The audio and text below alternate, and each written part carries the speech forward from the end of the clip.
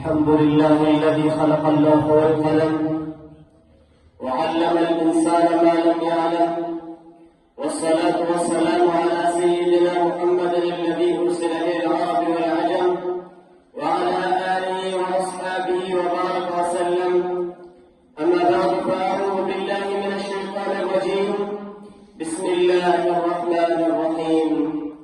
والذي جاء بالصدق وصدق به أولئك هم المتقون. وقال النبي صلى الله عليه وسلم لأبي بكر الصديق: أنت صاحبي في الغار وصاحبي في الجنة.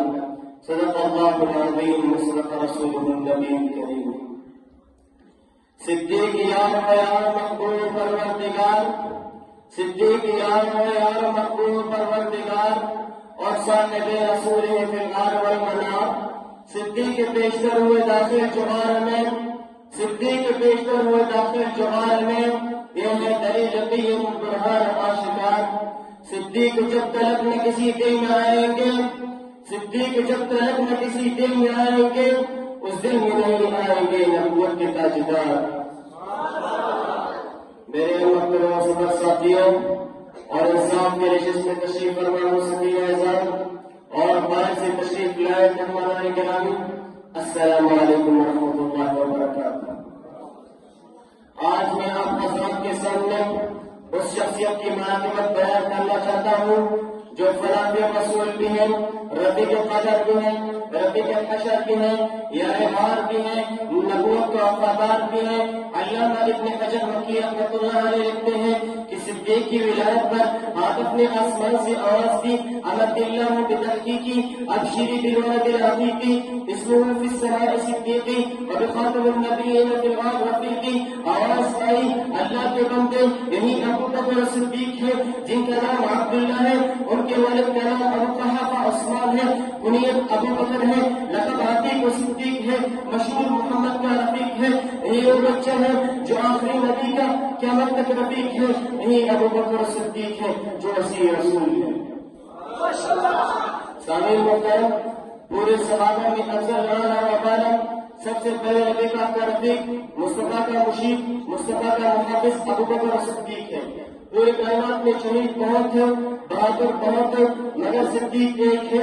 لوگ کہتے ہیں دمادم مسجد کلندر علی کا پہلا نمبر، ان کا بھی پہلا نمبر ہے، مگر شجاعت میں صدیق کا پہلا نمبر ہے.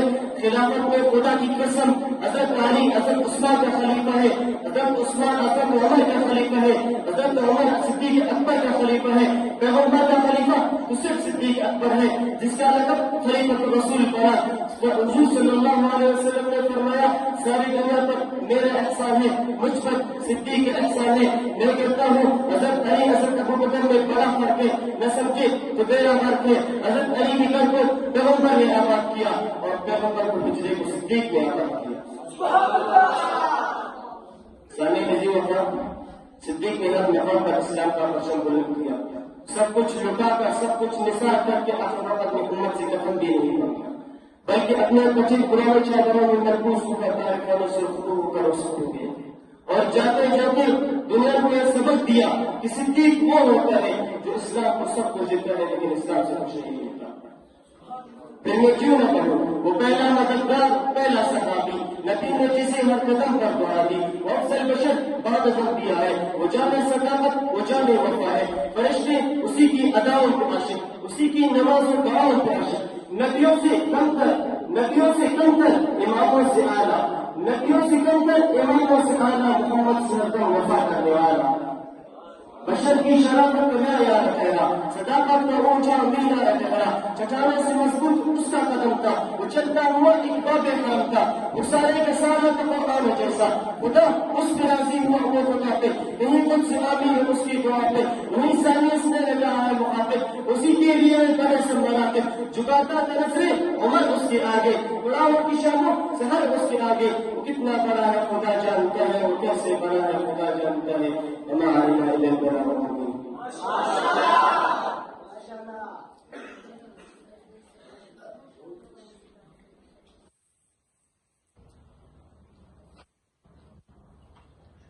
شاعر نے کیا خوب کہا ہے کہ پروانہ کو شمع تو بلبل کو بول بس، صدیق کے لیے خدا کا رسول بس خطاب فرما رہے تھے جناب محمد انس صالحون سے۔ معزز سامعین کرام، اسی تقریر کے ساتھ ہی یہ نشست اپنے اختتام پر پہنچتی ہے۔